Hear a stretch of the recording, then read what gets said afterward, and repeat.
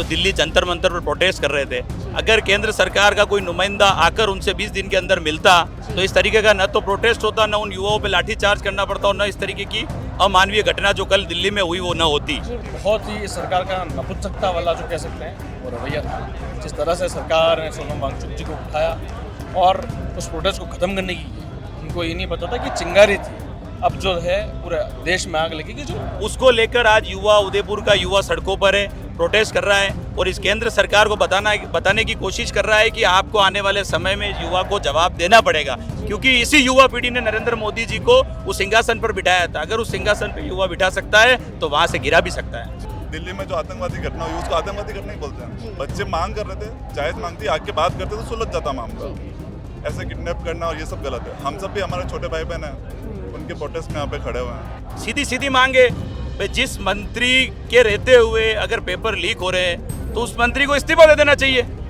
सीधी मांगे, धर्मेंद्र प्रधान इस्तीफा दे दो तो ये युवा शांत हो जाएंगे, अन्यथा ये आंदोलन धीरे धीरे कहीं ये ना हो कि उग्र रूप ले ले जैसा दिल्ली में हुआ।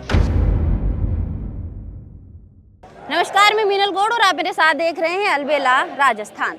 जैसा कि कल दिल्ली में जो जंतर मंतर में जो प्रोटेस्ट हुआ है, जो स्टैम्पीड हुआ है, उन सबकी दर्दनाक तस्वीरें हम सभी ने देखी है। लेकिन उसी के पीछे आज उदयपुर में एक प्रोटेस्ट हो रहा है जो हम कह सकते हैं कि बहुत शांति से वो प्रोटेस्ट हो रहा है और उसी के बारे में आइए हम जानते हैं। नमस्कार। नमस्कार। तो जी, आज आप यहाँ उदयपुर में उपस्थित है जहाँ प्रोटेस्ट हो रहा है, तो आप उसके बारे में क्या कहना चाहेंगे? यहाँ की आपको क्या खास बात लग रही है? मेन ये प्रोटेस्ट जो हो रहा है वो आज होने वाले, हमारे आने वाले देश के भविष्य को जो खतरा है, आज पिछले 10 से 12 सालों में केंद्र की जो सरकार है उसके अंदर 152 से 55 पेपर लीक हो गए। तो इस पेपर लीक के चक्कर में जो 20-25 दिनों से हमारे युवा साथी जो दिल्ली जंतर मंतर पर प्रोटेस्ट कर रहे थे, अगर केंद्र सरकार का कोई नुमाइंदा आकर उनसे 20 दिन के अंदर मिलता तो इस तरीके का न तो प्रोटेस्ट होता, न उन युवाओं पे लाठीचार्ज करना पड़ता और न इस तरीके की अमानवीय घटना जो कल दिल्ली में हुई वो न होती। उसको लेकर आज युवा, उदयपुर का युवा सड़कों पर है, प्रोटेस्ट कर रहा है और इस केंद्र सरकार को बताने की कोशिश कर रहा है कि आपको आने वाले समय में युवा को जवाब देना पड़ेगा, क्योंकि इसी युवा पीढ़ी ने नरेंद्र मोदी जी को उस सिंहासन पर बिठाया था। अगर उस सिंहासन पर युवा बिठा सकता है तो वहाँ से गिरा भी सकता है। जी बिल्कुल सही बात है। तो आपकी क्या मांगे हैं? आप क्या मांग करते हैं अब सरकार से? सीधी सीधी मांगे, जिस मंत्री के रहते हुए अगर पेपर लीक हो रहे हैं तो उस मंत्री को इस्तीफा दे देना चाहिए। सीधी मांगे, धर्मेंद्र प्रधान इस्तीफा दे दो तो ये युवा शांत हो जाएंगे, अन्यथा ये आंदोलन धीरे धीरे कहीं ये ना हो कि उग्र रूप ले ले जैसा दिल्ली में हुआ। जब युवा जागता है तो अच्छे राज सिंहासन डोल जाते हैं। तो इसलिए हमारी यही प्रमुख मांग है कि धर्मेंद्र प्रधान जल्दी से आप इस्तीफा दे दो और कोई काबिल आदमी को बिठाओ। जी बिल्कुल सही कह रहे हैं आप। तो आप मुझे बताइए कि कल जो स्टैम्पीड हुआ उसके अंदर जो पुलिस प्रशासन का जो रवैया था, आप उसके ऊपर क्या कहना चाहेंगे? पुलिस द्वारा युवाओं पर लाठीचार्ज किया गया, महिलाओं के साथ मारपीट करी गई और इतनी बुरी तरह से मारा गया है। जो केंद्र की जो गूंगी बेरी सरकार है ये तानाशाही कर रही है, युवाओं को मारपीट कर रही है, साथ साथ पेपर लीक कर रही है, कभी वोट चोरी करती है, कभी राम मंदिर में चोरी करती है।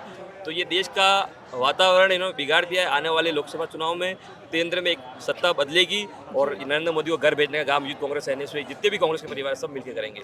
जी, आपको ये लगता है कि अगर नरेंद्र मोदी जी की सरकार चली गई तो क्या पेपर लीक नहीं होंगे बाद में? तो right to education, right to health, ये सब सेंट्रल गवर्नमेंट ने जो नियम बनाए थे तो उस पर नियम कड़े कानून बनाए, स्टेट गवर्नमेंट में भी बनाया था अशोक गहलोत जी सरकार में। तो हम तो संगठन को खड़ा करने और नियम कायदे में बात करते हैं, यूँ नहीं कि हम झूठ बोल के तानाशाही राज करें। आज युवाओं का भविष्य खतरे में। आज सेंटर में दिल्ली में जो धरना प्रदर्शन हुआ, क्या आप मीडिया ने, जो गोदी मीडिया थी उन्होंने दिखाया भी नहीं था। हकीकत में आप यूट्यूब पर देखो कितनी बच्चों के साथ मारपीट की गई, आपकी इसी उम्र की जो लड़कियां थी वहाँ पे उनको मारपीट की गई। आज तक मीडिया ने किसी ने दिखाया नहीं। आपसे भी निवेदन है कि ये प्रोटेस्ट को दिखाए, हकीकत में प्रोटेस्ट दिखना चाहिए। हम उसी के लिए यहाँ आज उपस्थित है कि हम ये चीज जनता तक पहुँचा पाए। ये प्रोटेस्ट आप दिखाना, ये निवेदन है। जी। तो आप मुझे ये बताइए कि अभी जैसे कि यहाँ पे ये प्रोटेस्ट हो रहा है जो, और हम अगर यहाँ देखें तो यहाँ पर जो ज़्यादा जो लोग हैं वो अभी 19 से हम ये कह सकते हैं कि 35 या 40 साल की उम्र के बीच के। सबसे पहले तो ये कोई पार्टी विशेष का प्रोटेस्ट नहीं है। ये सबसे पहले जो भी युवा है, जो युवा पेपर लीक जो भी हुए केंद्र सरकार की तरफ से, वो जितने भी पेपर लीक हो रहे हैं, जो युवा बेरोजगार हो रहे हैं, बार बार पेपर लीक होना, जिन लोगों एग्ज़ाम बार बार होने से जो परेशान युवा है वो सब इकट्ठे हुए हैं। आज पूरे देश में ऐसी हालत बनी हुई है। पिछले 20 दिनों से पूरे दिल्ली में युवा धरने पे बैठे हुए हैं। धरना वो शांतिपूर्ण तरीके से धरना कर रहे थे। उनके साथ पिछले 4-5 दिनों से बेरहमी से पुलिस द्वारा उनसे मारपीट की गई। और सोनम वांगचुक भी मुद्दा धरने लेके बैठे थे, उनको वहाँ से हिरासत में ले लिया वहाँ से। और मेन मुख्य यही मांग है कि जब शिक्षा मंत्री के कार्यकाल में अगर ये हो रहा है तो उनको इस्तीफा दे देना चाहिए और एक नई नीति बना के काम करना चाहिए। युवाओं की ही मांग है, न किसी पार्टी विशेष का कार्यक्रम है ये। युवा पूरे भारत के जाग गए और ये केंद्र सरकार से ही मांग कर रहे हैं सब। तो आपके कहने का तात्पर्य ये है कि अगर वो इस्तीफा दे देंगे तो अब ना पेपर लीक होंगे और हमारी व्यवस्था सही हो जाएगी। ये जो पेपर लीक हुए उनके कार्यकाल के अंदर हुए तो उनकी जिम्मेदारी रहेगी। और अगले अगर कोई भी शिक्षा मंत्री बनता है वो भी ऐसा कोई करेगा तो उसको बैठाया जाएगा। और सबसे पहले तो ये जो भी नॉर्म से नियम किए जाए कि बार बार पेपर लीक होते हैं, बच्चों का भविष्य खराब होता है। आज कोई माँ पिताजी लोन लेके गिरवी जमीन रख के उन बच्चों को पढ़ाई कराते, बच्चों का भविष्य खराब होता है। सही है। आज पूरे भारत में कम से कम 100-150 बच्चों ने आत्महत्या कर ली है, उसका जिम्मेदार कौन है? जी बिल्कुल। मैंने यही मुद्दा है। जी धन्यवाद। तो आप देख सकते हैं कि कैसी भावनाएं सबकी आहत हो चुकी है। अब जो आम नागरिक है, जो बच्चे हैं जिनको इससे नुकसान हुआ है, अब वो चुप नहीं बैठेगा। और आप मेरे पीछे देख सकते हैं कि उसके लिए उदयपुर के अंदर कितना शांतिपूर्ण तरीके से प्रोटेस्ट किया जा रहा है। तो हम आइए इससे के बारे में हम और भी लोगों से बातचीत करते हैं। तो आइए इसी पर हम सिद्धार्थ जी से जानते हैं, आप क्या कहना चाहेंगे जो कल स्टैम्पीड हुआ, कल जो पुलिस का प्रशासन का जो रवैया था दिल्ली के अंदर? बहुत ही सरकार का नपुंसकता वाला जो कह सकते हैं वो रवैया था। जिस तरह से सरकार ने सोनम वांगचुक जी को उठाया और उस प्रोटेस्ट को ख़त्म करने की की, उनको ये नहीं पता था कि चिंगारी थी।